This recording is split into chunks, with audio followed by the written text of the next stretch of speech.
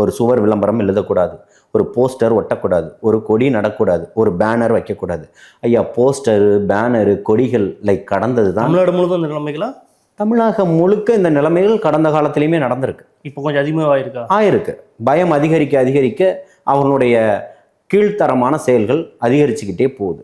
அப்போ இன்னைக்கு உளவுத்துறையினுடைய தகவல் போய்கிட்டு இருக்கு, இத்தனை லட்சம் பேர் வரப்போறாங்க, எப்படி பாசிபிள் அப்படின்றத கேட்குறாங்க. ஆராய்ச்சி நடந்துகிட்டு இருக்கு. நீங்க என்ன ஆராய்ச்சி பண்ணாலும் எளிய மகனாக இன்னைக்கு போய் களத்துல பொதுச் செயலாளர் இன்னைக்கு போய் நின்று பார்த்தீங்கன்னா, கோவிலுக்கு போறாரு, அங்க இருக்கக்கூடிய மசூதிக்கு போறாரு, பள்ளிவாசல்ல நடக்கக்கூடிய தொழுகையில போயிருக்கிறார், எல்லா மக்களையும் சந்திச்சிருக்கிறாரு, மாற்றத்திற்கான ஒரு இதுன்னு சொல்லிட்டு சொல்றாரு, பேசுறாரு.